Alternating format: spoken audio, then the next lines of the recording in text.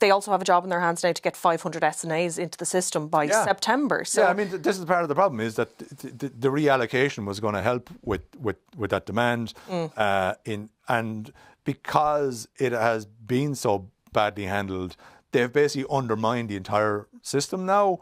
It's almost said, oh, we don't really trust how the system operates. They've damaged relationships with schools, with SNAs, with teachers, with parents right across the country, because many parents will be looking at this now going, okay, could that be my child next year? Could that be our school next year? It's quite the setback, as you say, in terms of a government that was saying one of our priorities is to solve this issue, to approach it in a more,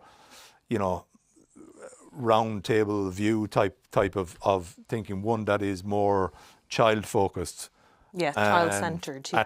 At the very start, they have basically undermined all faith in them.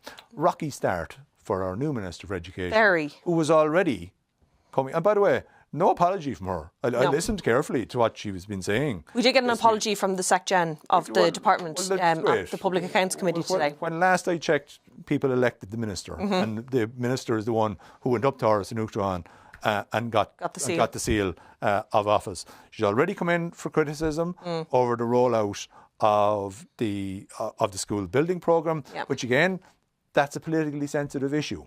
Very. I didn't seem to handle that with any great deftness or skill. Certainly not by putting out a list where she was boasting about the number of projects that were delivered in her own county, when other TDs were going, but I've got nothing in my constituency. And literally nothing. To report back to people. So education has now gone up in terms of that kind of danger zone of places where there could become crises, fires can break out over the next couple of years. Education is now well up there.